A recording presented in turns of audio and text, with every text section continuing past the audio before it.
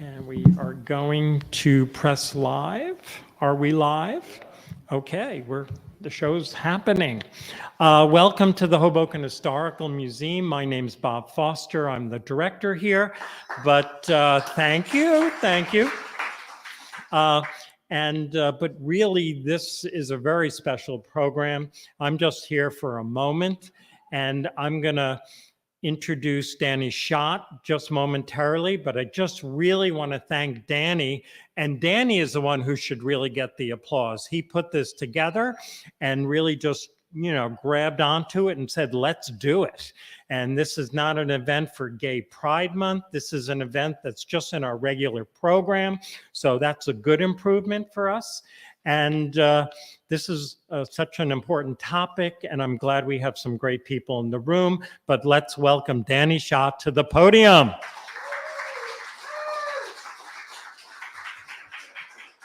Thank you, Bob. Well, welcome to Hoboken. For people in the seats, glad you're here. People watching online on Facebook and YouTube, welcome to Hoboken. My name is Danny Schott, and I happen to be the poet in residence of the Hoboken Historical Museum. A few thank yous before we begin. First of all, to the Hoboken Historical Museum, Bob Foster, Rand Hoppy, Lois DeLivio, Bill Curran. Because they really went out and said, let's do this. I think this is such a cool event, and I'm really thrilled that we can do it here. I also want to thank my friend Chavisa Woods, who's the executive director of A Gathering of the Tribes. She helped me navigate this whole thing, putting it together in many ways. And another person I'd like to thank is Gunnar Rose, who's a photographer. And he donated his image of Marsha P. Johnson, and I want to mention there's two photos here. They are for sale. We're not selling them. Gun Rose is, but he has signed 5x7 and 8x10 prints of Marsha P. Johnson. Those ones which were taken on Christopher Street in 1982. And they're available for purchase. And the way you would do that is email Gun at his email address, gunrose, GUNROZE @gmail.com. The proceeds from the images are going to be donated to the Marsha P. Johnson Family Foundation. Okay, family. Marsha grew up in New Jersey, in Elizabeth, and also resided here in Hoboken. Let me just tell you this. Putting together this program has been an education, a positive and a much needed one. And one thing that I learned along the way is that Marsha P. Johnson is many things to many people. That became obvious to me putting it together. What you're going to see and hear this afternoon is precisely that, many things to many people. What I'd like to do is start with a poem, and as I often do at these things, and this is a poem by my dear friend Jack Weiler, who passed away 13 years ago this week. Jack was a resident of Hoboken and Jersey City, and is from his book, Davina is Davina, which was published posthumously from Carey Press. I think this poem is appropriate for what we're doing.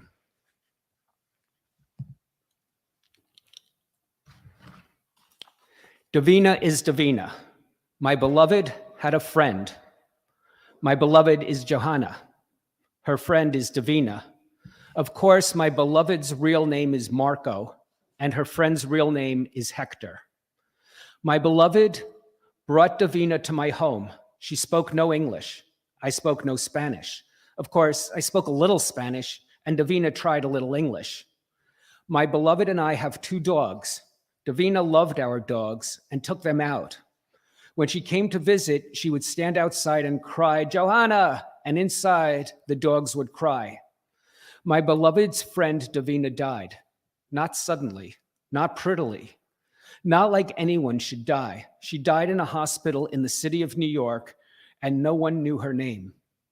She was Hector Gomez. She had no family. She lay quiet and still and faded into the world. No one in the hospital knew Davina. If we had stood outside and shouted her name, they would have walked us to the side and asked us to leave.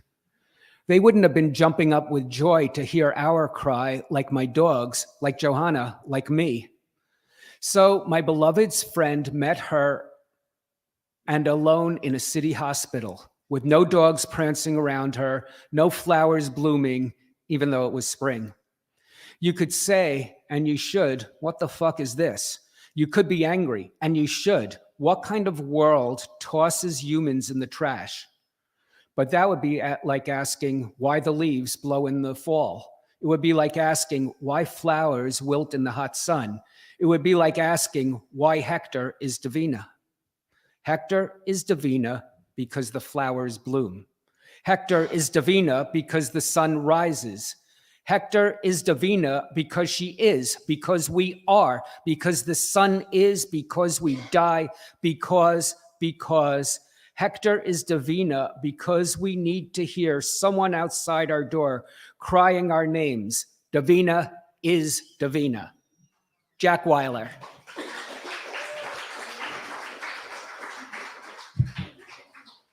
Okay, as Bob mentioned, I do some shuffling as people arrive and are here and stuff. So the plan of the order of people is changing a little. The first person we're going to hear from is John Herliker, who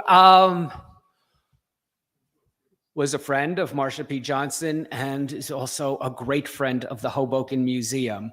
John, come on up. Let's hear it for John. Come on.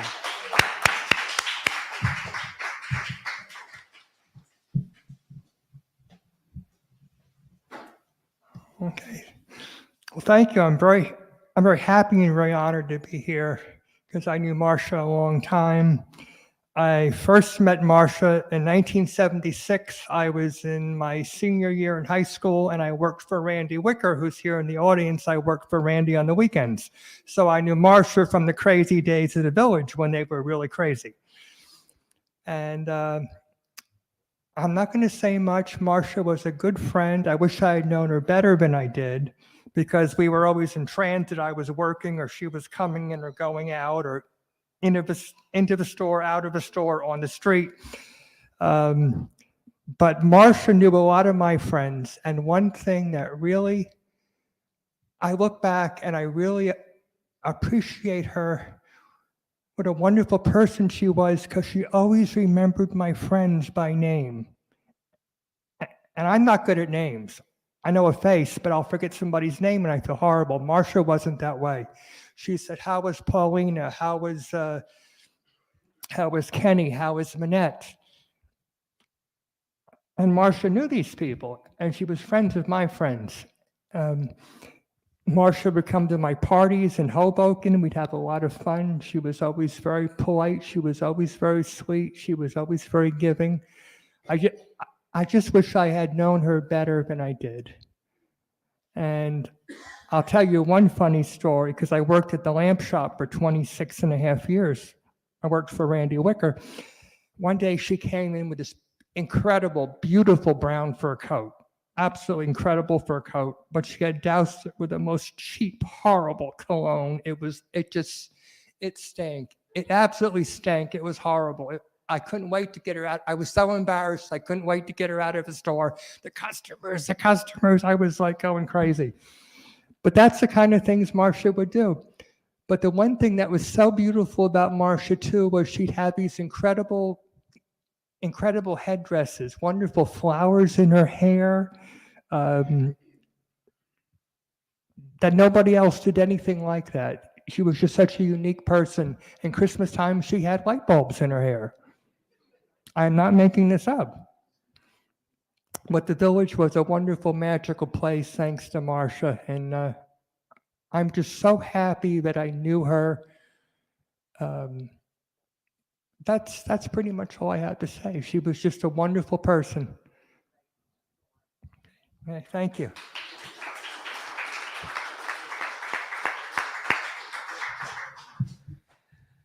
Thank you, John. That was wonderful. As I was up here, I noticed after I said all the thank yous, Chavisa Woods walked in right after I thanked her. So I'm going to thank her again, Chavisa. Thank you for helping me navigate the whole thing. You really helped a lot. This is a odd group of performers because everyone wants to go last. Usually people want to go at the beginning. Every single person like, put me last, put me last. You're not gonna anymore because you were going, thank God. The one person I put last is the one who didn't want to go last, but we changed that. Actually, would you like to go next? Okay, let me introduce Penny as she gets her bearings. Penny Arcade is a performance artist, writer, poet, and experimental theater maker. Penny debuted in 1968 at the age of 18 with New York's Playhouse of the Ridiculous and became a Warhol superstar at 19, featured in the 1972 Warhol Morrissey comedy Women in Revolt. Known for her highly quotable writing, compassionate yet unflinching honesty, and focus on community building as the goal of performance and on performance as a transformative act, Penny Arcade has influenced generations of artists all over the world, making her an icon of artistic resistance. She is the author of over 16 full-length works and hundreds of solo performance pieces. Since 1999, with longtime collaborator Steve, pardon me if I mess up his name, Zahentner, she has co-helmed the Oral History video project, Stemming the Tide of Cultural Amnesia, the Lower East Side biography project, where she interviews highly self-individuated people, then edits herself out to create a one-on-one experience for the general public. She is currently writing her much-anticipated memoir. You can find her at www.pennyarcade.tv. And at the end of November, Penny will be performing for 3 nights at Joe's Pub in the Public Theater. Let's have a really good round of applause for Penny Arcade.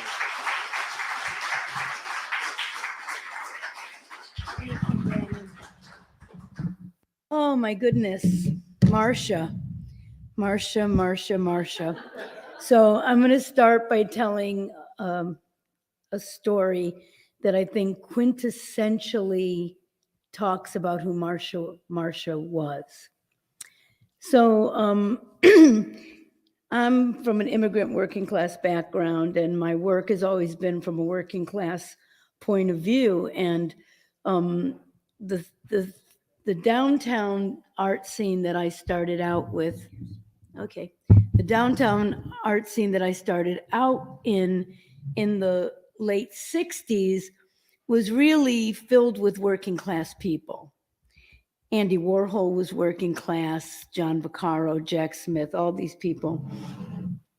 And so unwittingly, I thought I was still in this very down-to-earth, very inclusive kind of world.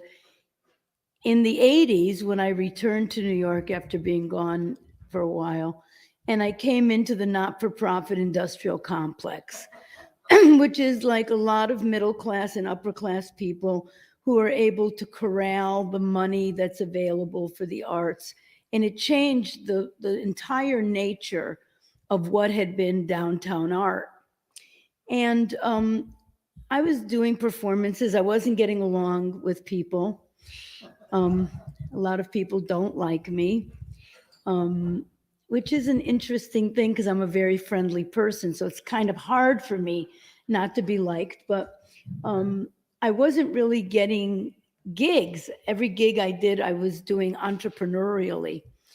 And at one point, somebody from a place called the Ballroom, which was this very fancy place on West 28th Street that had a restaurant and had a 300-seat state-of-the-art theater,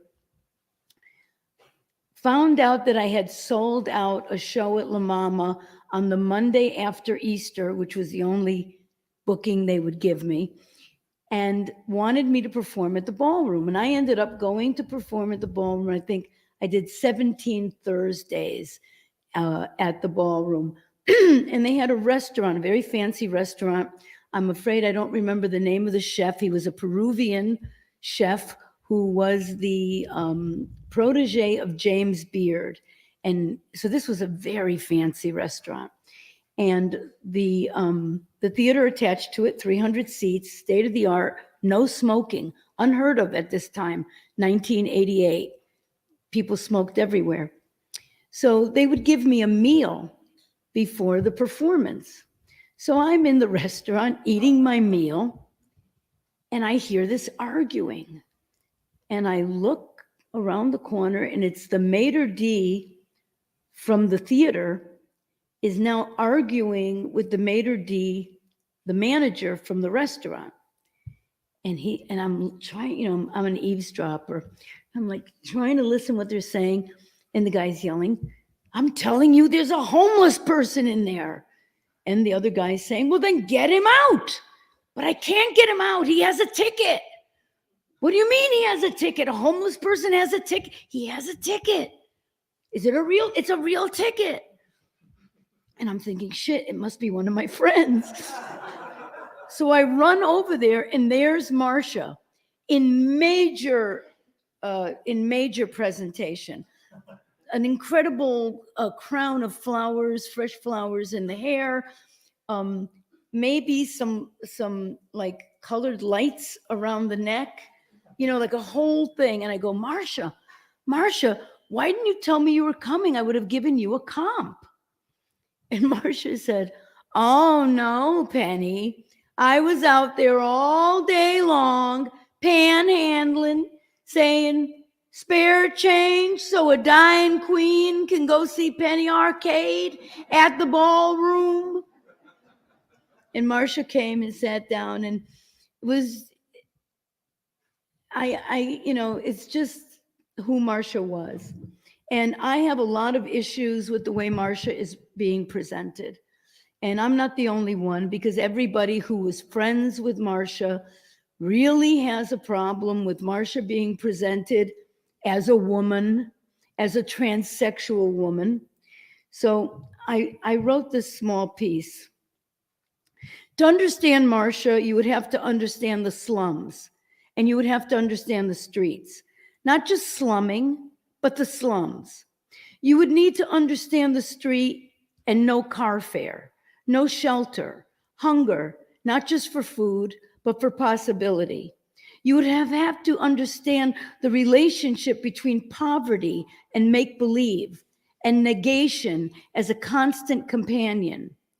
That is what Marsha rose above. Marsha, when I met her in the late 60s, called herself Black Marsha. But make no mistake, the she in Marsha was not a pronoun, but a designation. The designation of a street queen. Street queens were the first out gay people, and they were out because they could not and would not hide what they were. She was never a female pronoun. It was the pronoun of a queen. Marsha got a lot of her orientation from Jackie Curtis, now forgotten and marginalized. Curtis was deeply immersed in what came to be called gender fuck long before the 1969 Stonewall uprising brought visibility to the gay community. Jackie was the first drag queen who didn't try to pass as a woman, and whose charisma ushered in the transition from street performance to stage performance. Marsha's idea of identity and politics were midwifed by Jackie Curtis, not underground, but in 1969 in the New York Times with a banner headline for Curtis's 1969 play, Heaven Grand in Amber Orbit, directed by John Vaccaro and performed by the glitter glam political rock and roll theater that is the secret history of New York's so-called punk movement, the Playhouse of the Ridiculous. And the New York Times featured a banner headline across 2 pages, and it said, "Not a boy, not a girl, just me, Jackie." The Times article further quoted Curtis, not a boy, not a girl, not a faggot, not a drag queen, not a transsexual, just me, Jackie. Today, this period is portrayed as the beginning of New York's transgender movement.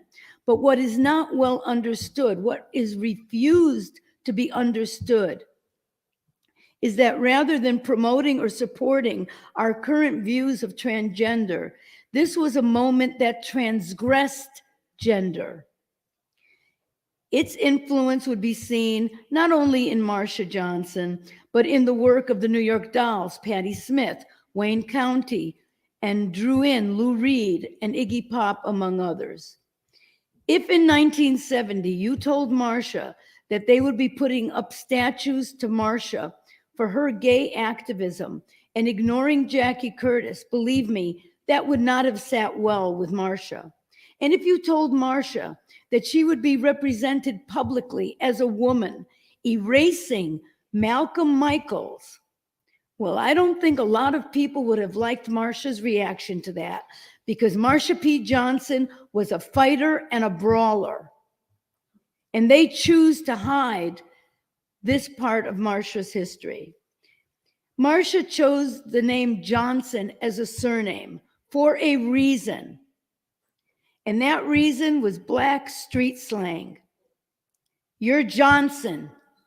You're Johnson. You know what that is? You're Johnson. It is not a female appendage. Women don't have them. And Malcolm loved his Black male body and celebrated it. Loved to go dancing shirtless and watched his weight so that he would look good without his shirt on. Would talk about that all the time. Marsha's drag was entertainment, not longing for womanhood. Marsha was loved for their dignity, their kindness, their preternaturally cheerful disposition, never succumbing to the brutality of their circumstances. Marsha survived and thrived and built a community around themselves that was not designated by sexual or identity politics. Marsha loved people, and people loved Marsha. The force, her imagination. Marsha rose above invisibility. And Marsha was not the only one, but one of a tribe of people without prospects, without possibility, who burned nonetheless with the flame of wit and a lust not only for beauty, but for glamour. Glamour as metaphysical, as alchemical, glamour with its capacity to transform, illuminate, and transfix. This is what Marsha trafficked in and had in bucketfuls. And this is what we all lived for, because frankly, there was nothing else. Quentin Crisp once defined charisma to me. He said, Miss Arcade, charisma is the ability to influence without reason. One thing we all shared was charisma, but every person in our tribe had a fatal flaw. And that fatal flaw was that we were unable to live in the real world. We were each wounded by survival, rejection, isolation, abuse, and humiliation. We were not getting a job or a career or an education. The weight of our lives, even as teenagers, would have broken most people, and we all knew those casualties. They lay around us like detritus from a war. We were part of the pavement of those downtown streets when the 1960s fell upon them, choosing the slums of the Lower East Side and the West Village as the mecca for seekers from around the world. And we pretended that we were just like them, but we were not. We knew the deal, and we recognized each other. And we knew the deal, and the deal was that there was no deal on the table for us. Just an escape into the ineffable. The power of make-believe and fantasy was our only respite. Naturally, we lived for dressing up. We lived for the stage, where for a few hours every night, we came fully alive. Thank you.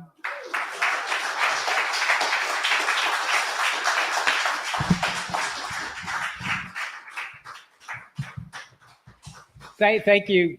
Thank you, Penny. Remember, I told you before, Marsha P. Johnson was a lot of things to a lot of people, and that's what you're going to hear this afternoon. I believe people have been arriving, our performers, which is really good. Sanina, are you here?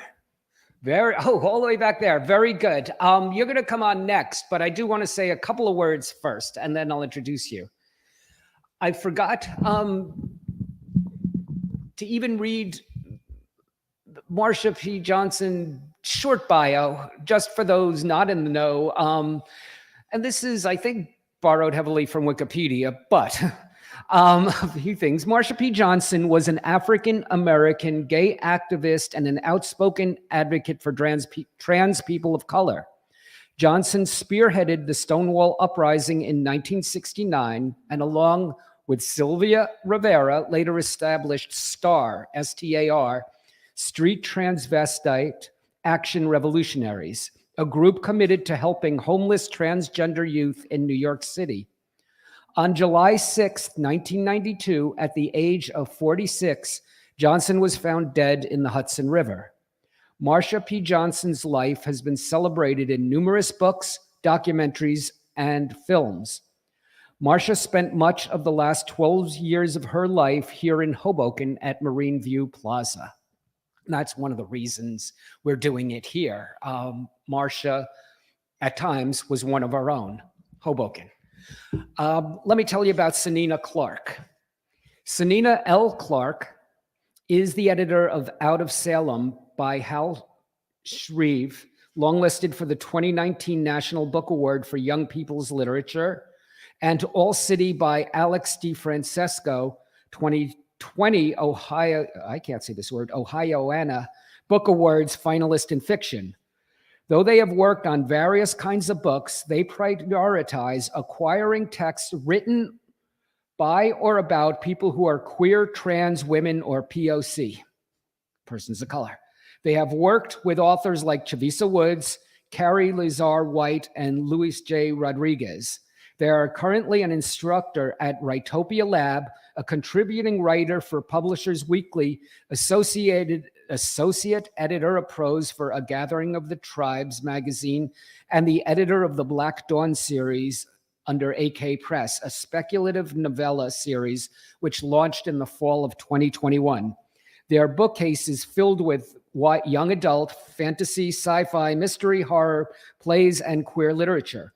Clark is also involved in performance art and cosplay, and can often be found purchasing large quantities of fake blood and tulle. They're addicted to ramen, cat photos, tea, and Doctor Who paraphernalia.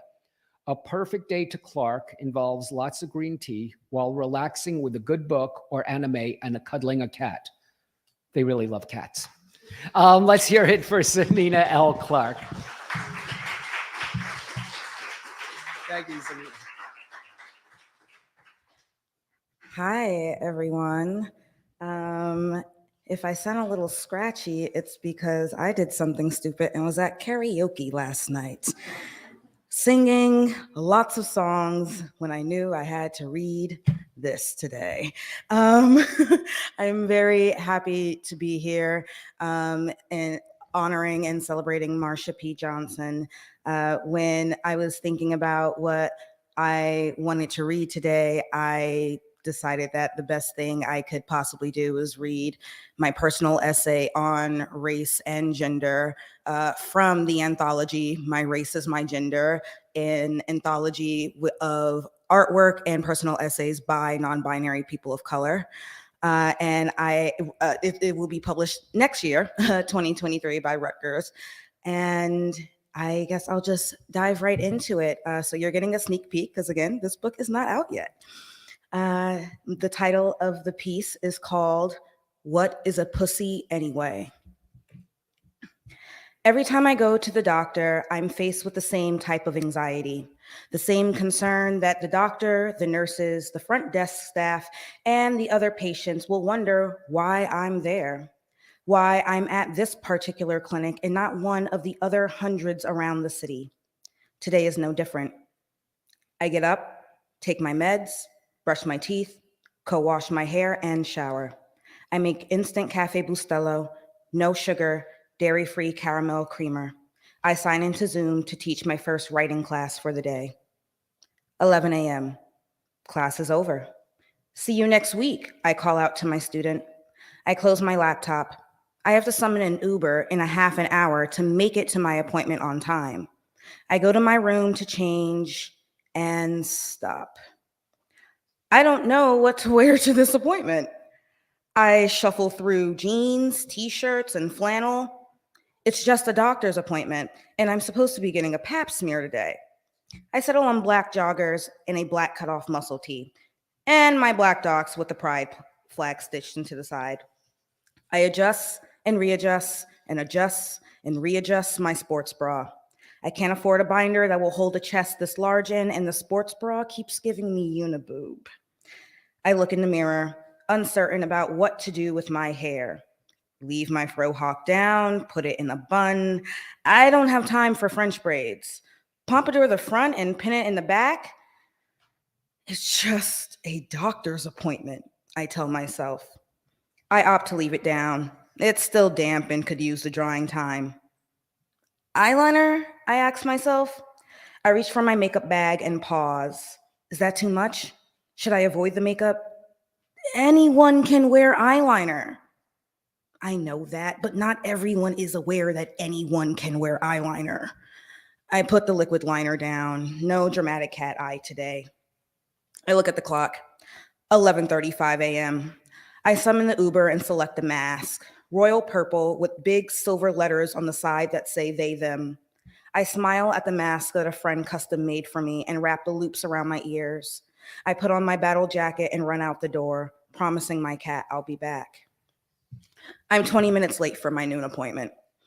I'll be late to my own funeral. I dash through the doors of the Trans Health Clinic and am stopped short. There's a line for temperature checks and someone at the front is being an ass. I get my temperature checked and am asked the standard list of questions regarding COVID exposure. I'm allowed in. My anxiety starts again. I get to the front desk and am informed I am late. I'm aware. I'm checked in anyway and take a seat in the waiting room. Chairs have been removed since the last time I was here, and the remaining ones are the standard 6 feet apart with dividing panels. Aside from myself, there is one other person here. They sit on the opposite side of the room, facing me. Shoulder length, basic brown hair with a hint of a wave to it, and a fresh undercut on their left side. Plain white cotton mask, loose-fitting multicolor Hawaiian shirt tucked into black distressed jean shorts. The first 3 buttons of the shirt are undone. Brown boots with the socks puffed just above the top. Teal nail polish can be seen whenever they lift their phone up. Thin, with an unassuming chest, and white. A gold star queer. I should look like them. A weird dipping sensation happens in my gut. I fold my arms across my uniboob and slouch down in my peninsula. I narrow my eyes at a spot on the floor and stay that way until my name is butchered by the triage nurse. Sanaya? Her cheeks rise above her mask. Did I get that right? Sanina, I pronounce for her. Sorry about that. This way. There are only 2 Saninas that I know personally in the whole world. My aunt and me. When asked by other queer people, especially other trans people, why I still go by my birth name, I tell them, because that's my name. We as humans are the names we identify as, and our identities shift throughout our lives, sometimes a little at a time, sometimes greatly. When my grandmother played a game of anagrams with Nina and landed on Sanina, she knew that would be my aunt's middle name. When my mom was pregnant and unfortunately serious about naming me Remnants the Essence because the 90s were really fucking weird and my grandma talked her off the ledge, my aunt proposed naming me after her instead. If it's a girl, will you name her after me? Names are important in my family in that they are homages to those we love and sometimes have lost. My great aunt is named after my great grandfather. My mother and great aunt share the same middle name. My aunt is named after my grandmother. One of my brothers is nicknamed after an uncle who died long before we were even thought of. If I ever decide to have children, the first one assigned female at birth will be named Manaya, my little sister's middle name. When the midwife announced that the head full of hair my mother had just birthed was a girl, everyone in the room knew that I was Sanina. I am lucky in the fact that my family got my name right on the first try. Maybe not my gender, but certainly my name.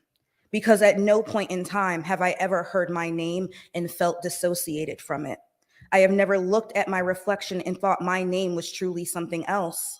No matter the ways in which other aspects of my identity shifted or revealed themselves, my name has always been Sanina. I was blessed with the honor of being named such, and so I will remain. Sanina, I pronounce for her. Sorry about that. This way. I follow the triage nurse down the hall and around the corner to an examination room. She takes my vitals and asks me the standard list of annoying questions about my mental health that I don't want to answer because they're always so fucking vague. After assuring her that I'm in twice weekly therapy, medicated, and won't off myself the moment I step out the building, she pokes her head out the examination room to summon the doctor. She's ready. My stomach takes flight the way it does during the first drop of a roller coaster. Everything around me goes silent except for the loud she that keeps echoing in my head. I don't correct her. I shouldn't have to. My pronouns are on my mask. They should also be on my chart, which she was just looking at. I'm too confused to say or do anything, so I just wait until the doctor cheerfully saunters in. She's new. My other doctor left for another clinic right at the beginning of quarantine. I've only met this new doctor via teleappointment. Despite her having access to all my health records, I still have to give her a quick rundown of everything and remind her why I'm there. I'm due for a pap smear. I finish. She goes on to ask me a bunch of questions about previous exams and uterine health, and is shocked to find out I neither have a regular gynecologist nor have had an actual pap smear. Last time I had any kind of examination outside of ultrasounds was when I first had my IUD installed. Oh no, that's no good. That's all the more reason for you to have a regular gyno. As a woman, it's necessary. There's a glitch in the matrix as woman replays over and over. She, her, girl, woman, ma'am, miss, etc. These words always seem louder than the rest of people's sentences. These words immediately force me to recall other instances of being grossly misgendered. The use of woman in the discussion of my uterus ushers one specific memory to mind. I had just finished co-hosting a show with another drag performer. We'd done numbers back to back for an hour as the opening to a burlesque show, which was followed by karaoke. I, now out of drag and back in muggle wear, had just sung a Pink song and was riding a wave of exhilaration from spending a night doing what I love, surrounded by other queers. I was chatting with the bar owner while he was overpouring my next drink when he mentions my song choice and vocal range. The drag queen hosting karaoke interrupts to say, "Oh, it's okay, she's a girl." Confused by what that had to do with the song, but having a rare moment of confidence, I corrected her. Actually, I'm non-binary and my pronouns are they, them. She whirled on me and loudly exclaimed, "Yeah, well, you have a pussy, don't you?" I froze. One, because I could not believe this was happening in a queer space. Two, because I didn't know the answer to her question. Do I have a pussy? I thought about that scene in Lady and the Tramp when Lady discovers her owners have had a baby, but she doesn't know what it is. As she paws her way up the stairs, she sings, "What is a baby anyway? Oh, what is a baby? I must find out today. What makes Jim dear and darling act this way?" She kept glaring at me, waiting for me to respond, but all I could think was, what is a pussy anyway? She eventually walked away and left me there, staring into my whiskey and coke, trying to figure out what the fuck had just happened. What is a pussy? Do I have one? Why does it matter? As I downed my drink and immediately asked for another, I realized that I truly did not know because I don't sit around and think about my genitals in regards to my gender. I don't think of my vagina as a woman's vagina. I know it as a part of my body. And since I am not a woman, there are no parts of my body that are woman's parts. However, this drag queen, in asking about my genitals, was asking if I was a woman, despite me explicitly saying I am not. It doesn't matter how I identify. It doesn't matter how I want to be perceived. Clearly, the only thing that matters is pussy. And since I'm not a Barbie or a Ken doll, since I don't have a penis, I guess I have a pussy. But it's a non-binary pussy. These are non-binary breasts. These are non-binary curves. This is non-binary ass. I am non-binary, therefore this is a non-binary body, not a female body. And that bitch can go fuck herself. But I cannot tell my new doctor to go fuck herself. Trying to give her the benefit of the doubt, I turn my face while speaking so that the they, them on my mask is facing directly at her. She responds, looking at my masked face, and refers to me as a woman again. I'm going to fucking scream. The whole point of me joining this clinic 2 years prior was because I was exhausted from all the horrifying experiences I'd had at other hospitals and clinics. Even if my doctors weren't homophobic, they were transphobic, and they wouldn't take my chronic pain or other ailments seriously, or they kept trying to lock me up in the psych ward. I came to this clinic because other trans friends loved their experience there and recommended it to me. These friends were thin and white. Now, this is not to say the experience I was currently having was the fault of my friends. It wasn't, but I can guarantee that the anxiety I'd been having walking through the doors for the last 2 years, feeling as if I did not belong in that space, was never felt by my thin, white, trans friends. It may have taken 2 years for this experience to happen, but for the entire 2 years, I anticipated it. I did not trust the safety of the space offered because I have never been able to trust the safety queer spaces claim to offer because that safety often only applies to white queers. Whiteness has dominated the queer and trans narratives despite Black trans women leading the movement. The white-centered presentation is what aided in what I consider my delay in realizing I was not cis.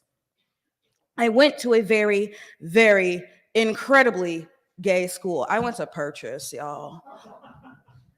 The running joke was that if you weren't already queer when you got there, you would be by the time you graduated. Looking at my friend group from that school, yeah. Funny enough, I arrived as a freshman already identifying as bisexual. I'd found the word when I was 14 and immediately knew that everything I'd been feeling could be described by that word. By the time I got to college, I was the bisexual spokesperson. I found every opportunity to bring it up and encouraged all my friends to explore their bisexuality. Everything I wore was pink, purple, or blue, my hair, my sneakers, my bedspread. Obviously, at that time, I encountered a lot of biphobia from straight and queer people. It didn't deter me, though. In fact, it made me aggressively bisexual, a bisexual overlord, bifurious. While campus queer politics failed in shutting down my bisexuality, it excelled in shutting me out of the conversation surrounding gender. It took me until sophomore year to accept that I was a feminist, and even then, I wouldn't say it out loud. It took that long because there was not much of the campus feminists were saying that resonated with me. It took a conversation with my suite mate, another queer person of color, to realize that the reason we were both put off by feminism at the time was not because we didn't believe in the message, but because the discourse was predominantly controlled by white women and their experiences and desires. We couldn't connect. We were and are feminists, but our feminism comes from Black and Latinx history and their experiences. Our needs cannot be met by white feminism. As a byproduct of being pushed out of the feminist discussion about gender, I was also pushed out of the queer discussion about gender identity. How?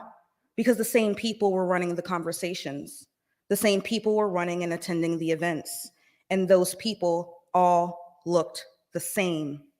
Petite, androgynous, white queers with similar haircuts, wearing similar outfits. My tall, wide, black ass with ass-length braids did not belong there, and there were few, if any, people around to convince me those were spaces for me.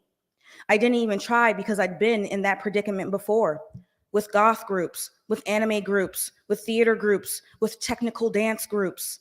I would eventually find communities of Black people like me, but after graduation. Finding one such community is how I got smacked with the "you ain't cis brick."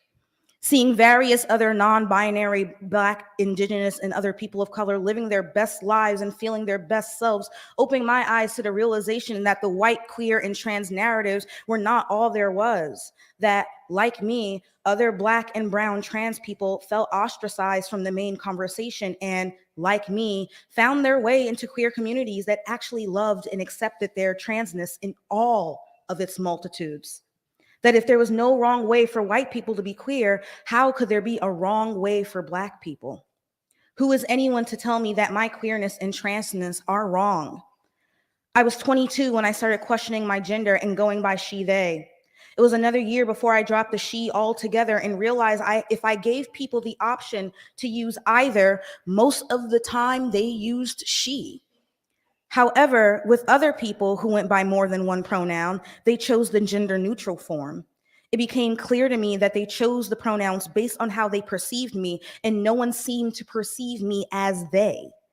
I dropped she to force people to acknowledge me as a gender fluid person, whether they felt inclined to or not.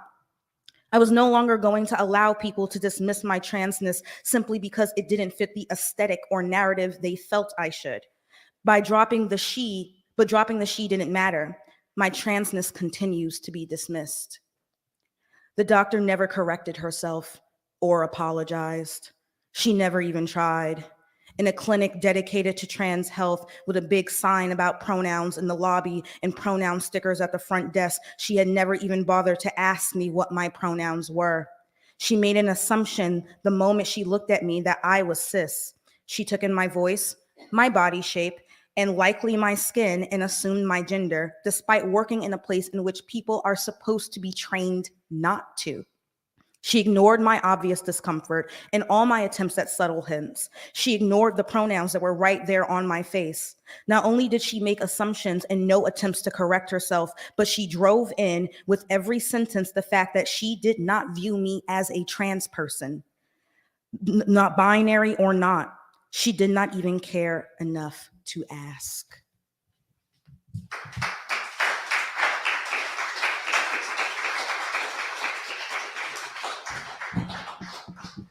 Thank you, Sanina. Let's hear it again for her, a little louder.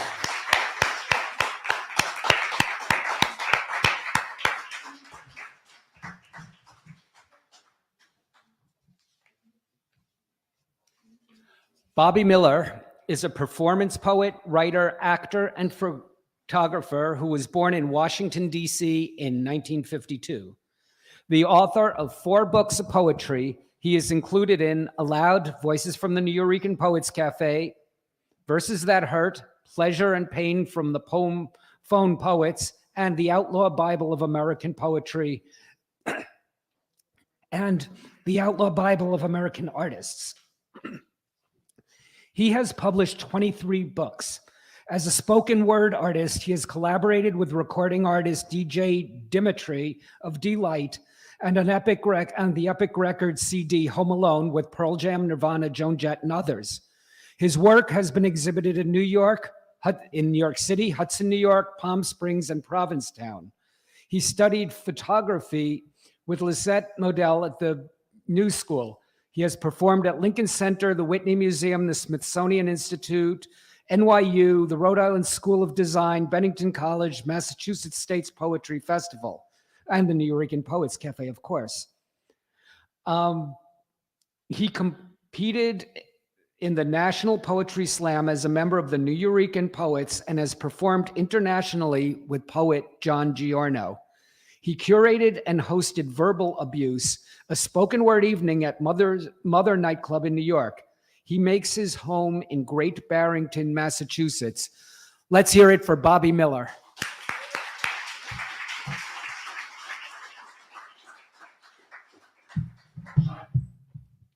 Thank you. I wanted to say, first of all, that I'm 70 years old and I've lived a long time, and I've watched our world change in so many ways. And in one of the most important ways, as a writer and a poet, is the use of words. So these poems I'm going to read were written over 30 years ago, back when you could pretty much use whatever words you wanted. And so I'd like to, if there's anyone here who is easily triggered by any words, you might want to step outside until I'm finished. Otherwise, I just wanted to say that because I think it's kind of important. Marsha, I knew Marsha really well. I lived in the village from 77 to 2000, and certainly right up until Marsha passed. And I would see her all the time when I'd go out. My bank was in Sheridan Square, and she seemed to make Sheridan Square her stomping grounds. And so I always stopped and sat with Marsha and talked and dished all the people walking by. And Marsha was always kind, and when she wasn't, it was a lot. But I'm going to do this poem of mine because Marsha liked this poem. It's called My Life as I Remember It. At 2 years old, I whistled at the mailman and set a pattern for years to come. At 4, I danced in the sunshine of our front yard, an interpretive dance to the gods. The neighbors swore I was retarded. At 6, I told my classmates I was from another galaxy light years away.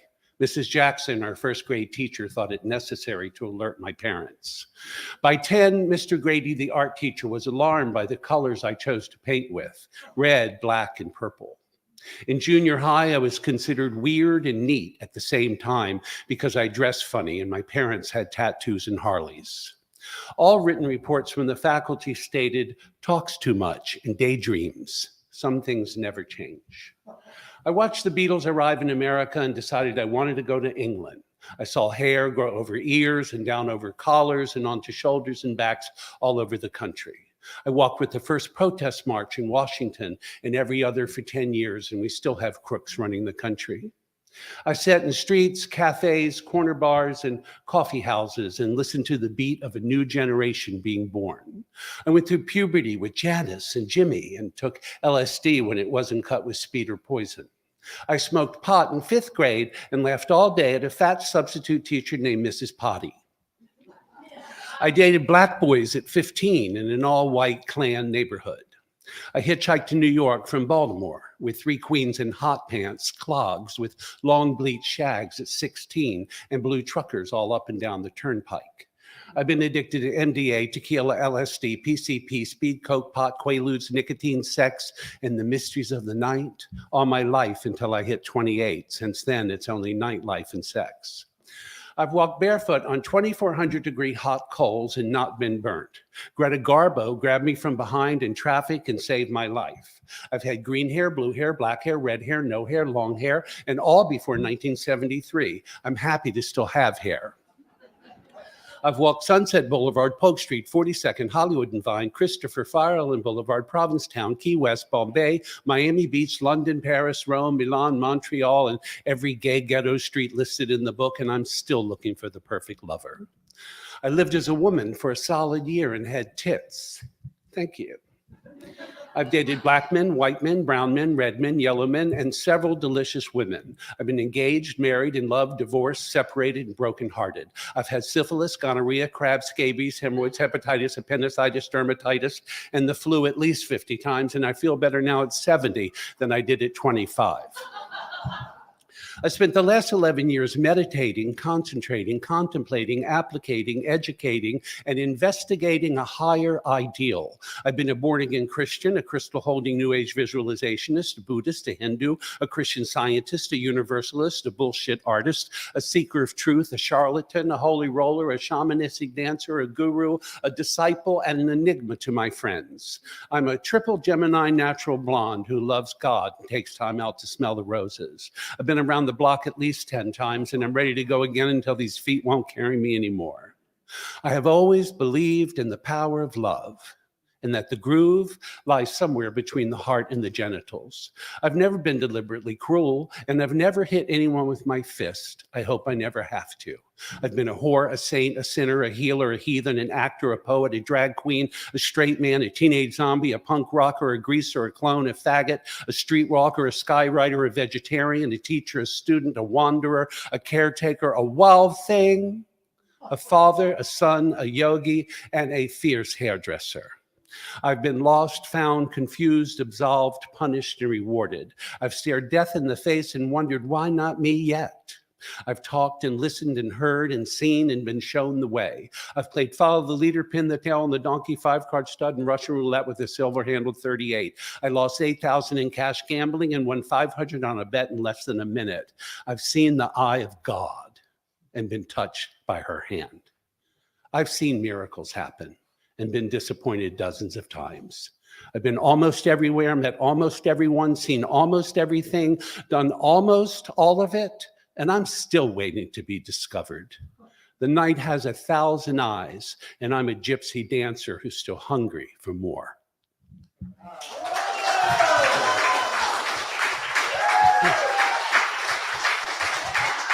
Thank you. And this is called For Perfidia. Miracles can happen, like the time I was a man that became a woman, that became the man that I am. Did the heel fit in the illusion of powder and pancake that is a reflection in the mirror that you stand before awaiting her arrival? Not like the sisters who walk by night down by the docks looking for the rent from lonely lives of somebody's lost husband, afraid to ask for a cock, afraid to look in the mirror of themselves to see what they find, asking that question over and over, who is the she in me? Who is the she in me? The gentle sway of hips that are connected to legs deep in hose and feet swollen in pumps, doing the Marsha P. Johnson march and the RuPaul stroll, causing heads to turn all up and down the avenue, lost in that lipstick high with dreams so full of to bursting. I'm in the hormone state of mind. Self-induced PMS so bad it bubbles within, ready to burst forth at any easy moment up beside your head, motherfucker. The long corridor of suitors, pockets full, ready to worship, and the homage is paid in full. Lost in the ruins of a Disney dream, where Peter Pan is a gay man, where Cinderella rushes home before morning like an Anne Rice vampire to beat the sunrise of a newly stubbled face. Are you that girl with something extra? Donning lies like garments of illusion, gender bending past confusion, causing heartache contusions, while waiting for that magic carpet ride to carry you across the river to a paradise of believers. Excuse me, miss, do you have this pump in an 11 and a half? Thank you. And this is a poem that I wrote for Marsha after her passing. And Marsha P. Johnson. Miss Marsha P. Johnson could march, a true 1, 2, 3, 4 step in place step march. She marched that march out of Hoboken and into the Big Apple when it was still called the Big Mary. She marched that march up Christopher Street to Sheridan Square, where she carved out her place in history, where she sat morning to night and panhandled, asking in that familiar rasp of a voice, "Got any spare change for dying queen?" Miss Marsha P. Johnson marched across 8th Street, down St. Mark's Place, headed to Club 82, now the Bijou, but back then was when feathers and sequins were the rule. Miss Marsha P. Johnson dressed casual on Easter Eve, wearing pink and white Easter bunny ears, Easter basket in hand, marching that march, wearing big rubber rabbit teeth and smiling a big Easter smile, a big Easter bunny smile. The sidewalk parted in awe. Behold, Miss Marsha P. Johnson. She marched that march up 11th Avenue into the parked cars of lonely married men from New Jersey who were looking for a taste of something special, and she was it. Miss Marsha P, as in Pay It No Mind, free as the wind at her back. On even the coldest of winter eves, she would march that march onto the stage of life, singing a simple song and speaking a simple tale to the people, a tale of hope in darkness, a tale of love and acceptance, a tale about the importance of charity. Miss Marsha P. Johnson spent the day and early evening working the crowds at Sheridan Square, only to walk a block and find a sister of the streets in greater need than she. "How you doing, kid?" she'd ask. "Not too good, Miss Marsha. I've been here all day and I only got $1.50. Sorry. I'm on stage. I can't talk to you. I'll call you back. Marsha would empty her cup into her sister's and return back to her spot on the sidewalk and start over working the late shift. Miss Marsha P. Johnson marched that march into the lives of those who knew and loved her. Miss Marsha P. Johnson found floating face down in the Hudson River one hot July morning.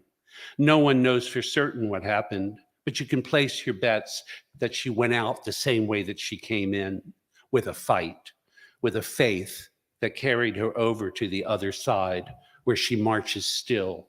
And those streets, so paved with gold, will hear the glorified click of her high heels forever while she watches over the children of the streets while they march their way into history. Thank you. Thank you very much.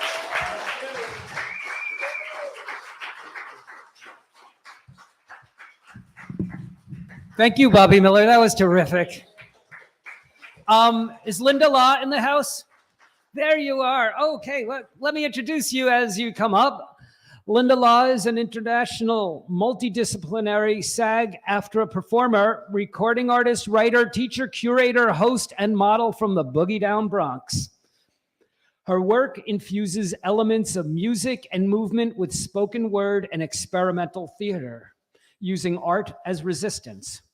Born out of the New York City mainstream Kiki Vogue ballroom scene, her experimental sound has been articled in both Afropunk and The Fader. Last year, she made her television film debut in the role of Swan on the finale of the hit series Pose on FX. Currently, she resides on Muncie, Lenape land, finalizing her first studio recording project set to include original music and poetry. Her work can be found on all streaming platforms and archived at the Brooklyn Museum in the Nobody Promised You Tomorrow Art 50 Years After Stonewall exhibit. Find out more at lindalaw.world. Let's hear it for Linda Law.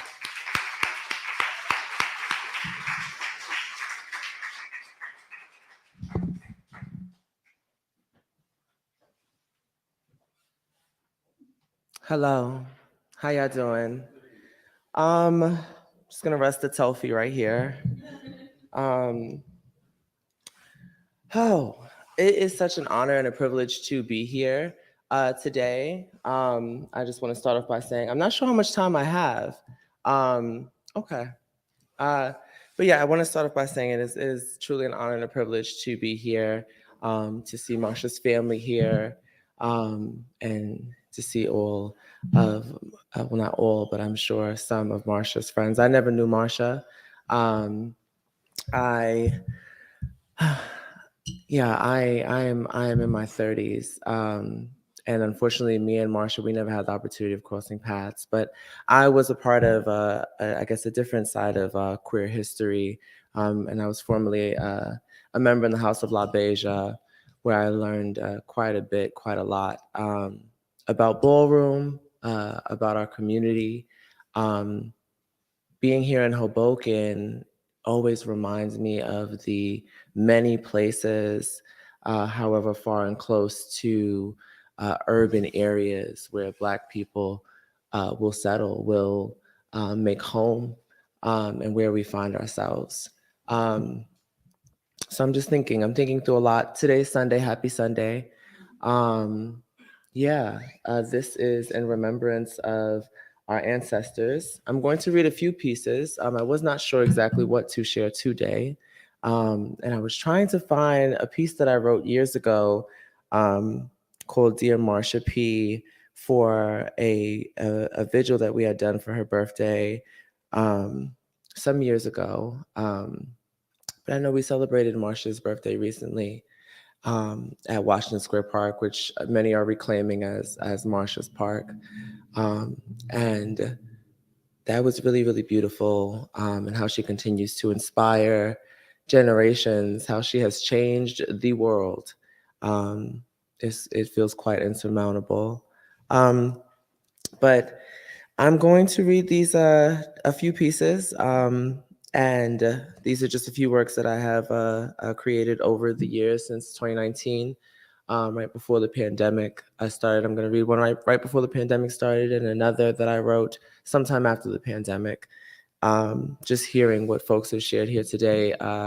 Thank you to all of the speakers so far. Can we give them a round of applause? Y'all are a tough act to follow, goddammit, okay? Okay, this first piece is titled I Have Crossed the Atlantic.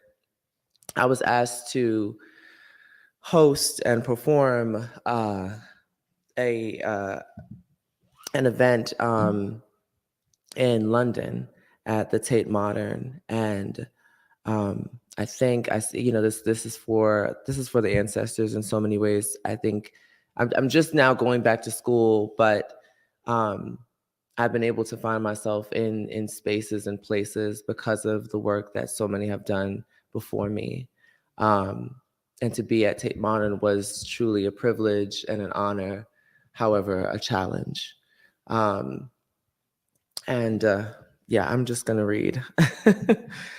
Okay. Am I more beautiful now that you have seen me dance, seen me prance and lay and give you drama and dismay, host, accommodate, entertain, give you my time and energy for a fee? Did I do something you liked? Do you like something I said? Did I give you something you need? Do you think you understand me better? Do you feel sorry for me? Do you feel pity? I wonder often, what if I stopped moving, stopped living, stopped breathing? Would I stop grooving, stop existing, stop feeding? Would I be remembered still, slain, still, forgotten, left to rot in some remote place like garbage? How sad.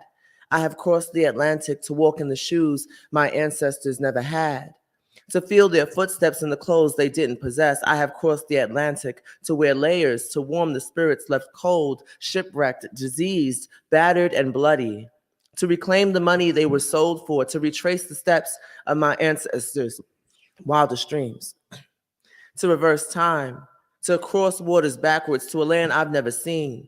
I have crossed the Atlantic to further discover me, to dig deeper into what has always called me there, Elton John and the Lion King, and Can You Feel the Love Tonight? My mother's love for the Beatles, Harry Potter, Amy Winehouse's whole career, and the Spice Girls. I collected those stickers in second grade. Secret Diary of a Call Girl, that Showtime special, taught me everything I needed to know about being a sex worker in the UK. But those were white ideals passed down to me by television and media. Here in London, I was there for Carol Walker and every other Black artist, to walk in the protection our ancestors never had, to be glad for the privilege to experience this other half of the world, even if I feel alone. I am the daughter of waters my mother gave birth to. Before she prayed the predicted daughter inside her away with that sentero, I was the daughter of Yemaya. I am the before, I will be the after. I have spent my whole life doing for others, working for others, feeding others, watering others, that now I must water me. They call them monuments because they are monumental. And this moment in my life was so monumental. It gave me hope for what the future could be. Maybe I will live to see a monument of a woman like me, the way I saw Stonewall 50. Hopefully that statue is Marsha P. I have crossed the Atlantic to let past generations speak. Those spirits that have woven, have opened and chosen me to usher in as an agent of change, to be perceived a monster, a demon, a fallen angel off the page. There is where I hope for a career as sweet and soft as Corinne Bailey Rae, as deep, vast, and vulnerable as the fabulous Sade. May this monument, may this moment in history manifest more monuments like these to replace the old ones that no one really wants to see anymore. On the streets, may they emerge after long overdue establishment and exist in this world tall and loudly, remind everyone of our terrible, ugly, and hurtful Black world history. For every piece that's fragmented, trauma-induced into a mystery, left to the imagination, interpretation, undocumented secretly, may we archive another Black hymnary. My delivery will not be kind. I have crossed the Atlantic and have yet to find peace. I speak for the ancestors that never could speak. I speak for the ancestors that could only scream or weep. I weep for the ancestors that just cried themselves silently to sleep. Bodies on bodies on bodies. Genocide on genocide on genocide. My Black trans life is a miracle to breathe. My Black trans life is a wonder to see, so I will not shuck and jive, I will not entertain, I will release, I will unleash without refrain, so that even if you forget my words, you damn sure won't forget my name. You will remember me, and I will run my Black ass mouth until the day stillness has come to visit, and maybe next I'll cross the Pacific. For I have crossed the Atlantic alone without a boyfriend or a spouse or a friend to find a glimmer of a lighthouse, a spark of a hope. I journey alone to find a new home away from toxicity and family, corruption and government, fast paces and no aces, just too many troubled jacks. The artist in me says I am a New Yorker, but I've never felt American. I don't know the Pledge of Allegiance, and those are not my systems, the way that is not my president. Call me New Eurekan, call me Antiguan, but first and foremost, I am a Black transgender woman. I manipulate sands of masculinity and waves of the future feminist movement. This is a trans renaissance. This world is in transition. My presence requires a level of care and understanding that most don't know. Hell, I cross oceans alone. I have crossed the Atlantic in fear, no family here, no one I know, no friends, no enemies. I think, will I be targeted here? Will I be targeted here? What are my chances? If something happens to me, will someone help me? Will someone help me? Are you my friend? Can I find a home in you? Do you feel sorry for me? Do you feel pity? Do you pity me? Am I human too? Aren't I human too? Where can I rest? Where can I rest? Where can I rest in peace and not in pieces? Where is it safe? Where do I belong? I have crossed the Atlantic to feel spirits lost. I have crossed the Atlantic to respond to this call. I have crossed the Atlantic to stand for the many who never even had the chance to crawl, to turn time forward, to cross oceans backwards, to progress, create, and remember history with you all. In honor of the queer abstract, how will you find the way? How will you light the way to home, to heaven, to space?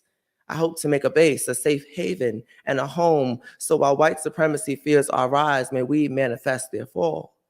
But in the meantime, I wish and hope and pray that people like me can soon find somewhere we belong.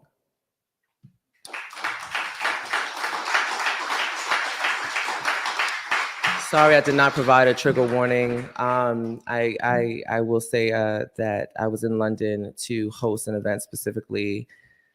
Forgive me, I'm so nervous. I don't know how I left this out, but I was there to host an event specifically in tribute to the Kara Walker exhibit. And Kara Walker is this wonderful, wonderful visual artist, and she created these monumental sculptures in tribute to the Atlantic slave trade, made entirely of sugar. And I was very, very blessed to have the opportunity to host and perform in front of those sculptures. But it was a journey and it was a challenge. And this is a piece that came out of that trip. So thank you for listening. The next piece, and I think the last piece I'll share, because I don't want to take up too much space or time, is a piece that I wrote for an artist named Mojo Disco. She was releasing an EP. It's a wonderful EP, very nostalgic of the 90s. And she wanted a spoken word piece to open up the night. And this is a piece that I wrote out of inspiration from Aaliyah's More Than a Woman. The title of the piece is More Than a Woman. And yeah, it just felt appropriate. I've been editing it and sharing it a lot with people, and it just feels appropriate today. So many other things I wanted to say that I'm blanking on, but hopefully they come back to me. All right. This piece is entitled More Than a Woman. Normalize, normalize, normalize, normalize, normalize, normalize, normalize, normalize. What are we normalizing? What are we normalizing? Normalize Black trans rage. Normalize Black trans justice. Normalize Black trans joy. I am not a freak, an oddity or anomaly. I am not a monster or experiment for you to follow and gawk at in the street. I am not a freak, here to speak all your wild fantasies into reality or realism. My magic is first reserved for me, not for your ventriloquism. This is not cynicism. I am not a freak of nature. I am human nature. I am a walking symbol of freedom and liberation. Normalize me. Normalize each other. I am more than your hold, your expectations untold, more than my openness, more than my arms in their fold. I am more than alarmed, outraged, or disarmed, more than the trials, emails, and calls. I am more than my checks, dollars, and coins. I am more than a wreck. I am more than my joy. I am more than just right when I'm right and wrong when I'm wrong. I am more than a woman, and I too have a song. I am more than an appeaser, a slut whore and a teaser, $1,000 girl walking heavy and a pleaser. I am more than a disease or a mask on my eyes, where I've been, what I've seen, who I knew, where or why. I am more than my pain, more than my blood, more than my flesh, more than my touch, more than these hands, more than this mug. I am more than a woman, and I too am a vision of love. I am more than your assumptions, denial, acceptance, or grudges. I am more than your resentments, jealousy, unbudging. I am more than my bulge or what they want to put between my tits. I am more than a Mrs., Miss Honey, or Miss. I am more than a woman. I am more than any tangible gift. I am more than what you can do for me. I am more than a wife in your home. I am more than your future. I am more than a gown. I am more than a thought. I am more than your gold. I am more than good throat, good pipe, or good hole. I am more than thick thighs or wide eyes and wide tooth smiles, more than a fat ass and full breasts, more than my style. I am more than a mother figure for your mommy issues. See, I am more woman than you'll ever get and more man than you'll ever be.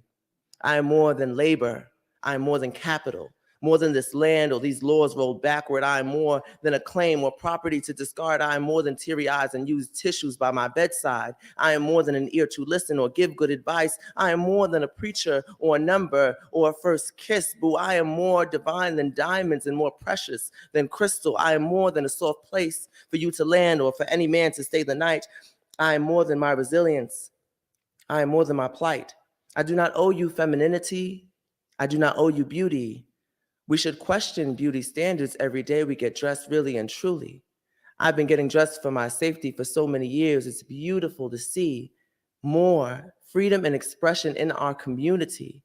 But what has changed in the face of injustices, insurrections, conspiracy? What has changed? What has changed?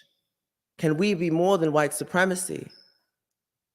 I believe we are more than white patriarchy. I believe that we are more than mass shootings. We are more than normalizing white arrests. We need more than prosecution. Extend the sentence, abolish the police, rip up the Constitution. Hell, start the shit all over.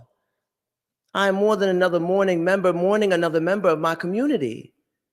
I am more than an unsolved mystery, more than an unsolved murder. I am more than just human when you finally see my passion or my outcry. I deserve more than just a mention when you use my work for your own climb. We are more than these bills, money, and marriage, more than these institutions built and established. I am more than entertainment or counsel or ground, more than just a lay with, lay up or a noun. I am more than a ride or die, more than a simple phrase. I am more than the light that pierces through the haze after a heavy stormy rain. I am more than this makeup, more than my hair, more than these clothes, more than my nails. I don't need to be in heels, for I am more than my sex appeal, more than my stress. I don't need to wear a skirt, fishnets, or a dress. I don't owe you a shaved leg, a shaved face, or smooth skin. You don't owe anybody, not even yourself, to be more thicker or more thin. You are more than someone's desire or a picture or a vibe. We are far from disposable numbers and digits, percentages, and a pie. We are more than the allure of our lips or our eyes.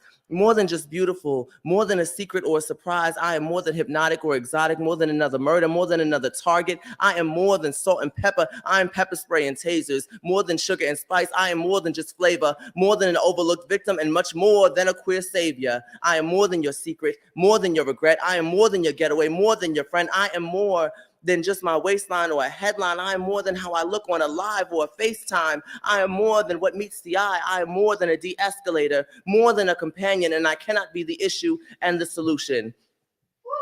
Trans people cannot be the issue and the solution. Black people cannot be the issue and the solution. I am more than a fixer, more than a teacher or a student. I am more than a woman, more than a boss, more than a drip, more than a source. Bitch, I am the potion. And I'm so much more. I am more, so much more than I was. I'm more than my grace, more than the faces I've worn or will wear. I am more than my gifts churning gold out of despair. I am more than just resilient. I am more beyond compare, more than a woman. And if you ain't know, it's because I am more than I share. I am more than my refrain, withhold, truth to dare. I am more than release, more than this air, more than this breath, more than this life, more than this time, more than these planets, more than this rhyme, more promising than sure.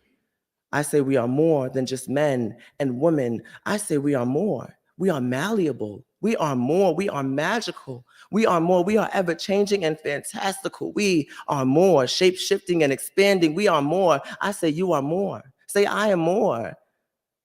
So be more. I am more than a woman. I am a vessel, a spirit, and energy undefined. I am human. I exist here too and the beyond, and that's going to have to be just fine for now and forever. Happy Pride. Thank you, Marsha. Don't forget to revolt and scream and fight, because pride was a riot. And after all these years, we are still having to fight the weakening powers of conservatism for our rights. So fight, fight, fight. Thank you.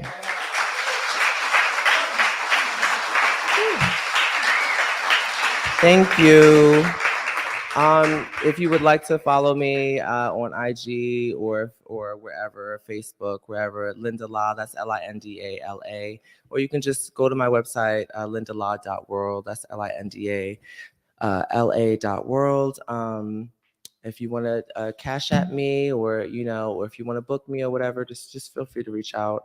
Thank you so much for the opportunity. Thank you so much, Marsha.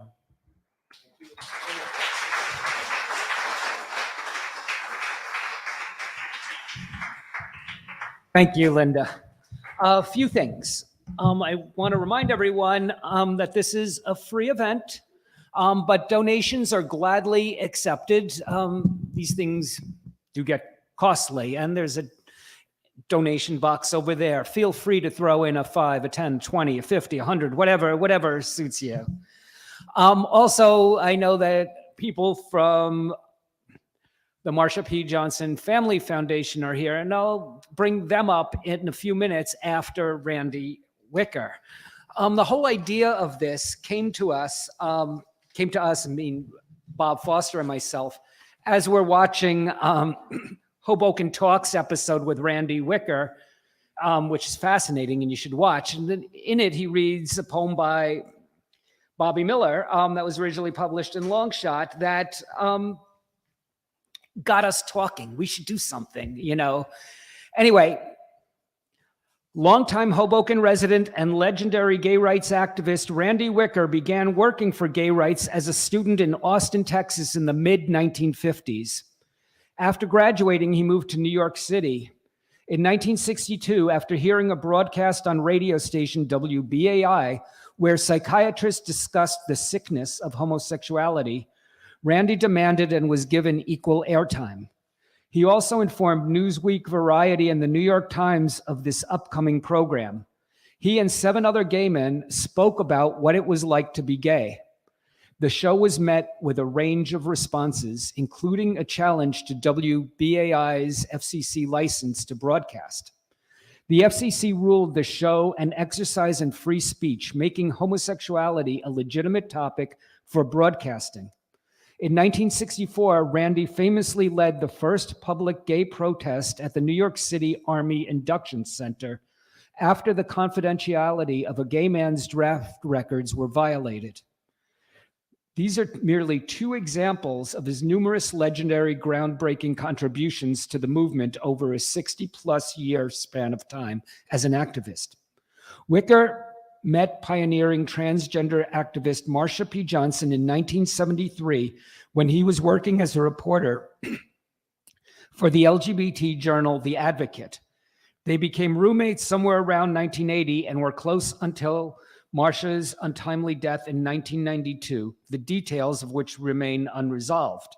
Since 2009, Randy has been documenting and participating in the radical fairy communities in Tennessee and New York.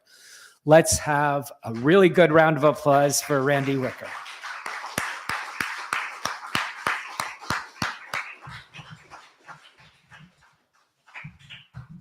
The mic is yours. Is this stage wheelchair accessible? Because I'm 84 years old. I really am overwhelmed by this program because it's raised so many issues. And I want to first sort of go through the list of quick catch-ups on what you've heard so far. John Herliker's description of back in the days when the village was still the village and wild. I mean, they had Gay Pride Day and Halloween, the Queen.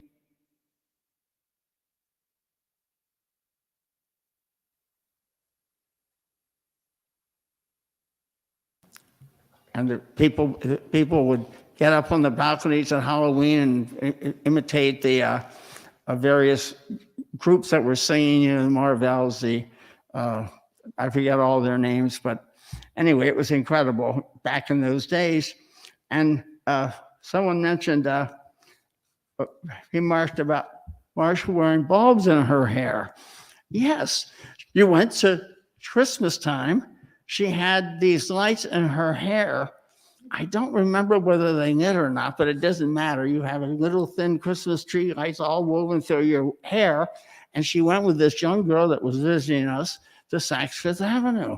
And the minute she walks in, the security guard was immediately on her because, of course, oh my God, a black homeless person, as Penny Arcade described her, And of course, she went over and tampered all the perfume and all that, did nothing. They went to St. Patrick's Church, St. Patrick's Cathedral. And even there, the security guards watched her carefully because if you lit a candle for a decent person, you were supposed to put in $1 or $2. So that was, I think, a little detail that you would enjoy knowing more about. Penny Arcade she's so East Village, so authentically East Village. She's wearing a Gem Spa t-shirt, which actually Gem Spa just recently closed. It was famous for its something sugar creams or something. It was like literally a landmark of the place. And she was talking, this is oral history. I did a 2-hour interview with her. She's absolutely one of the most incredible personalities because she is sort of like her oral history. She brings together all the people. I began in East Village in the 1960s as a button activist with a psychedelic shop and selling all the Dump Johnson buttons and the anti-war buttons and the Sex Freedom League buttons, the gay buttons, legalized prostitution buttons, everything. I've always been way ahead of my times because I left the gay movement in '63 because I was tired that they were so backward and self-hating. I went to the Sex Freedom League to fight for legalized abortion. And then I was the first listed editor of LEMAR, legalized marijuana, but that's another part of my story, which they're now writing articles about and books about. But anyway, she did talk about the ballroom. That was so interesting. The ballroom, Marsha associated it with people that when you met someone, I think I may have told this on the other program, you never knew where they were from. The thing that amazed me the most is she was a witness to some woman being beaten up in the pass station sometime around the year she died, 1992. And a few months later, the police department called me and wanted to talk to Marsha. I said, she's gone, she's deceased. And he said, well, she was one of 2 witnesses to this beating. They were going to use her as testimony to convict this felon. And he said the other witness, get this, was the maitre d' of Windows on the World. Windows of the World was a fantastic restaurant at the very top of the Twin Towers back in those days. So there's a case in point where Marsha is out hobnobbing around as she got with top tier people. But other times she'd be talking to crazy homeless people. I once asked Willie, how come you never know when you meet Marsha who she's going to be with? And he said, you see people walking along the street talking to themselves, throwing their arms around? I said, sure, you run the other way. he said, not Marsha. She'd just stand there and talk to them. She'd always meet people in their own place. And so I thought that was sort of fun. Boy, has East Village gotten gentrified. I mean, talk about horrible gentrification is unbelievable. No one can afford to live anywhere in Manhattan, period. Now they've all moved to Brooklyn, is one of the new epicenters of art and culture because nobody can afford Manhattan rents, or some adventurers have gone up to Upper West Side, or Harlem is still more affordable than the rest of Manhattan. They were talking about she, not a pronoun. I thought that Sissy, I believe was the name, she talked about Marsha being resurrected as a gay activist, but also as a transgender person. She wasn't a transgender person, that's true. What I think people don't realize is there's a spectrum of gender, and I would call Marsha a gender fluid person who, as a persona, as a personality, though, was always feminine. And one of the reasons I mention that is, Hoboken is, if you want to really meet the real Marsha, for God's sakes, everyone's seen David France's movie called Death and Life of Marsha P. Johnson, which is a decent thriller. Why, how did she die? Who killed her? All that. But hear it for free on YouTube. Pay it no mind. Pay it no mind. The Life and Times of Marsha P. Johnson. And what does Marsha say in that movie? Marsha, I didn't come to the Stonewall until 2 o'clock in the morning. it wasn't in that movie. It was another interview done in my apartment. At 1:30, the fire was already going in Stonewall when I got there. Now, somebody's talking about how she supposedly, her role in the Stonewall movement, as some people question, because somewhere in this one, David Carter had 2 quotes in the thing, and Michael Casino put the 2 together and had him read him, and it said that one member of GAA, this is why you don't have hearsay by a really good documentarian, one member of GAA said to another that Marsha was the first one to throw her shot glass in the mirror when the cops came in and said, I'm not going to take this anymore. And there were actually a couple of people that did doctoral theses called The Shot Glass Heard Round the World. I mean, imagine if that was your doctoral thesis. And that was the point. I mean, I didn't have any verification one way or the other, but recently someone went through old tape that they did in my apartment. And the way he initially introduced it, said, when I interviewed merchant Randy Wicker in his middle-class business and went over to Hoboken, I hardly expected to find a drug-addicted a black prostitute sitting on his, transvestite prostitute sitting on his couch. And I told him, boy, you are so wrong, because Marsha never used drugs. That was one of the amazing things about her. She was too fragile to use drugs. She was very religious. In this movie, you'll hear her talk about how she married Jesus Christ at the age of 16 and didn't even know about sex until some boy put his Johnson between her legs and it got all gooey. But then the other thing that I've discovered, I find people are doing research on Marsha. There's a group called Tourmaline, who's doing a book for Random House out next spring. And it's going to be a really deeply researched, excellent book. And they found things like, I actually got access to see a video with Marsha's talking about, she went into the military. Actually, I thought it was the Navy. Now Marsha joined as the Navy. There's a whole world out there to explore, right? But about 2 months in or 6 weeks in the Navy, I imagine Marsha in tight whites. That would be so funny. But she's in the Navy, and she's still married to Jesus Christ. She hasn't run away from home and hit the hard life in New York City. And somebody grabs her buttocks. And what does righteous, good bride of Christ do? She slugs him. I don't know whether it was a commanding officer or whether it was just another recruit. So what happens? Miss Marsha, who's always she's always a female personality. They call her up before they said, why did you slug this other recruiter, whoever she slugged? It was another member of the military. Now, if you were gay, they would give you a dishonorable discharge. You'd be marked for life. You couldn't get teaching license. It was a stain on your record forever, getting for being dishonorably discharged, especially. But Miss Marsha simply said, I slugged him because he put his hand on my buttocks. And she got an honorable discharge in the military. Oh, Miss Marsha, I just think what those officers must have thought when they heard this case. They must have just been saying, oh my God, this is such an obvious flaming faggot. This is, what do we do? Oh, just get rid of him. Here, honorable discharge, bye-bye. They probably didn't say girl. They wouldn't do that in the military. So anyway, so that book is going to come out, and they've checked every factor they could. I don't know how well written it's going to be, but it's going to be a landmark when it comes to accuracy.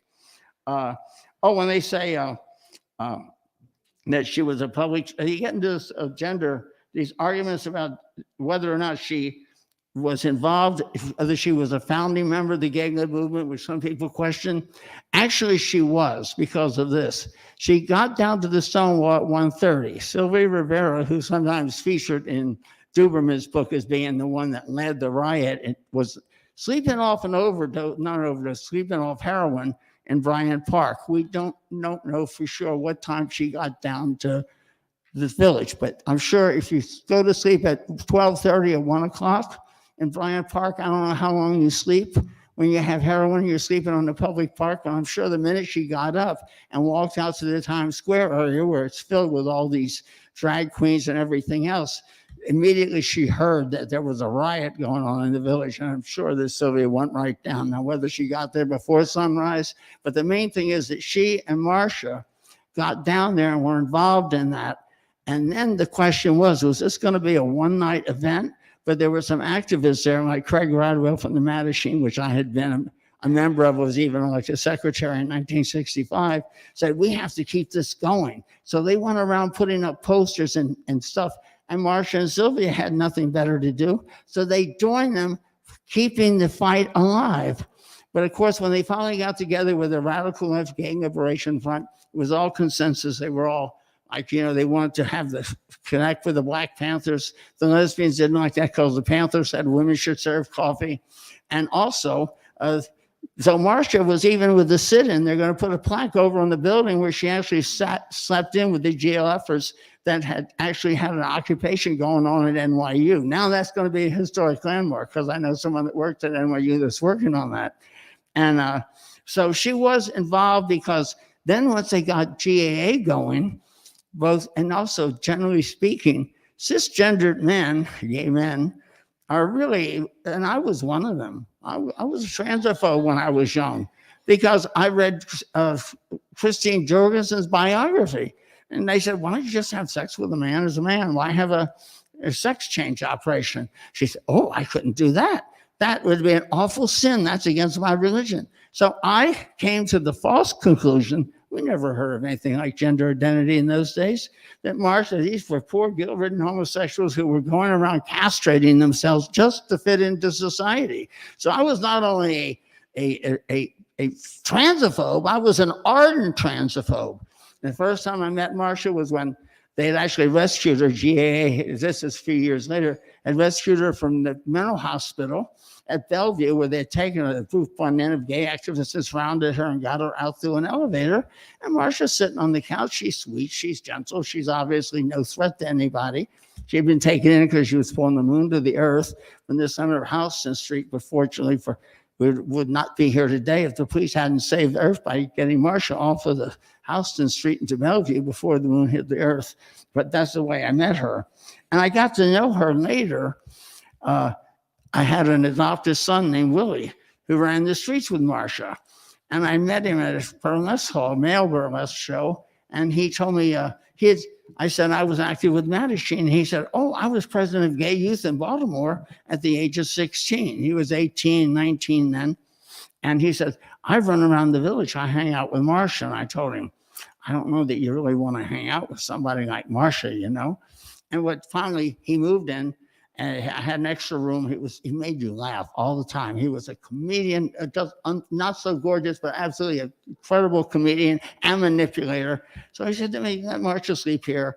It's cold tonight." And I said, "Well, she likes to sleep she'll sleep on the floor. She'll sleep on the floor." So I thought this must be it. And it turns out she did like sleeping in the floor because she had a bullet near her spine they couldn't take out. So sleeping on the floor caused it not to act up. She moved into my house sometime in 80 or 81 and was there until her death in 1992. And she was a house mother in my extended gay family. And I think that's a very lovely thing. It's interesting that she likes Larry Miller's first poem, which had so much of the wild stuff. But as far as I know, no, I'll take one thing back. I don't remember Marsha even smoking the joint with us when we were smoking pot. Because I stopped smoking pot because if I had it in the safe, they would start working my nerves for it. Oh, come on. You have it. Give us some pot, right? But Marsha never really partook of pot. I don't remember her drinking. But once somebody got her $2,000, she went out to a club, and the next day, she was all beaten up. Her teeth were broken. They almost killed her. And I said, "What happened?" And Willie said, "Well, Marsha usually doesn't have any money, but she went to the anvil and she had money because this guy had left her $2,000. She had to wait about 6 weeks for the check to clear before she could get it. But she went out. Someone must have given her some drugs. Maybe that was acid or something like that, because I couldn't believe that anybody would brutalize and almost kill Marsha." And so anyway, I don't want to take up too much of your time. She never took hormones as far as I know. I say that because I've known people that took them and quit, and usually there's an enlarged nipple. But I never heard Marsha take hormones. She never talks about being a woman trapped in a man's body. That concept wasn't really there at that time either. But she was always a female. She was not a person that fit into any categories. And I understand why people take their identity and the refusal of society to recognize their identity so much, whether it's he, him, she, her, or they, them. I find using them I find that very hard to use because it's a plural. And I personally am a member. I joined the Radical Fairies. So you have to pick a name in Radical Fairies. I first picked Randy Dandy because I like to dress up. I just discovered an old man at 67. I discovered male glamour. And I said, "You know what? I like the name Itzy." So my pronouns, I have my own category, and I just love it. I was mad at a guy over at NYU had a social the other night for filmmakers, and he put he, him on my card. I said, I didn't even notice it at the time. Don't you know my females are it, that? Get that straight. So I'm the it. No one else wants to be the it. I'm the champion it. And I can tell you also, I have a lot of Neanderthal genes, but I think I covered that pretty well in the other program. Getting back to the Lenape land, unless I'm mistaken, I looked up the Lenape, Hoboken, and a lot of Jersey City and Manhattan. So we're all living on occupied Lenape land. And I'd like to get the people working with me to get rid of General Sheridan's statue in Stonewall National Park over there opposite Stonewall. He's famous for the saying, "The only good Indian is a dead Indian." He committed genocide against the Native Americans. He nearly exterminated the bison until there were 800 left or something in Yosemite Park. And then Teddy Roosevelt gave him a face-saving thing of going and saving the bison so they didn't go extinct. But we shouldn't have let him go to a Civil War battlefield where he fought the good fight against the South and the war against slavery. That's where the man deserves to be recognized, but not in the center of a society that includes Two-Spirit people. And Two-Spirit people were accepted among many Indian tribes, and people don't seem to be aware of that. And I met Indigenous and Native Americans who I talked to about the Two-Spirit thing, and they happen to be Two-Spirit people. And they said, well, a lot of American tribes have absorbed the values that were taught to them by the Christian missionaries and all that. And now they don't want to talk about Two-Spirit. In other words, within their own communities, within their own Native American communities, they face discrimination, and exile. Yeah. I am okay. One last thing. I always told people that I was going to show you the Time magazine with the article about her in it and some other things, but mainly in 1992, when Marsha died, I tell people I was a honky. I tell Black people especially, I was a honky without a family until this wonderful Black family in Elizabeth, the Michaels, adopted me and started inviting me out for Thanksgiving or summer fairs or any holiday. So I had a home to go. I had no living relatives left, and they were the most magical experiences of my life. And the next person you're going to meet is Al Michaels. And Al Michaels, actually, at one of those Thanksgiving parties, sat me down, and I'd been putting off getting a computer forever, and he introduced me to the community. And I think it's interesting to notice also that Marsha may have not legally changed her name, but the Michaels family has changed their name for Marsha because they call themselves now the Marsha P. Johnson Foundation, because Marsha has become this incredibly famous glowing comet of love in the sky. And I'm really anxious to hear Al Michaels tell us about the fabulous campaign they have going to build a memorial to Marsha in Elizabeth, and how they originally people were trying to cause trouble between the Italian and the Black communities in that town. And they had thousands, even BBC covered it. And the family took back control and said, no, we want our memorial in downtown right by City Hall. And he's arranged that to happen. And I hope to God you'll find a way to give the families direct support at the Marsha P. Family Foundation.org. We have a web page on Facebook. And I'm sure he'll tell you more about that because they deserve the respect. Thank you.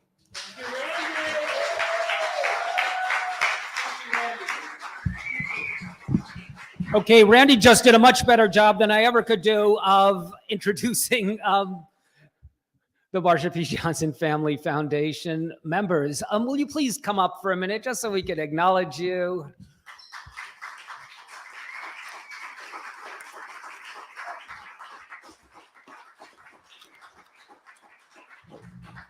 Hi, one of you is Al. And you are? Pleasure. Can you just tell them a little bit about? First of all, I want to thank everyone involved with this program, everyone who attended this program, for celebrating the life of Marsha. We, as a family, decided that we want to carry on Marsha's legacy. And the way you do that is by doing what Marsha did. Marsha was always giving, always caring, always making sure that you had some, you were never hungry. She gave you the clothes off her back. And they tried, like Randy said, they had a campaign to remove a Christopher Columbus statue in Elizabeth. And we were all behind it, and they wanted to put up a Marsha statue. We said, yeah, Marsha deserves a statue in her hometown. But we come to find out is the statue is in and was provided by the Italian community. We don't want to be a part of that. Marsha should have her own space. So we found a plot right in the middle of City Hall, in the middle of the town, across the street from an alternative school. It's called Freedom Trail. So the kids from the school can actually see the statue of Marsha that we planned on building. We have the plot, we have everything. We just have to raise the money now for the first trans statue in the world, not even in America, in the world. And Marsha deserves that honor. And we hope you people can get the word out. If you can give, but if you can't, just get the word out. Because I feel everyone says you should go to these corporate community, corporations and stuff. Marsha and Sylvia weren't about that. They were about the people. They were grassroots. If every person, this is my feeling, if every person who was affected by Marsha, Sylvia, Stormy, etc., gave $1, we could put this statue up tomorrow. It's simple as that. Simple as that. So we'll give you our business cards. We got cards. Thank you again. We hope you can contribute, and we want to see the statue up. Thank you very much.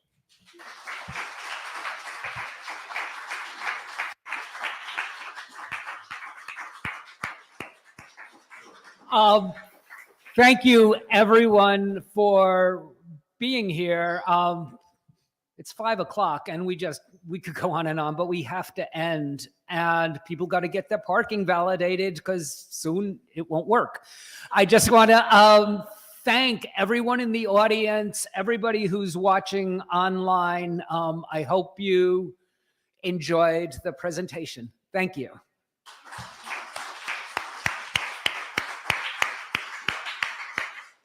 Oh, performers, if you could stay a minute.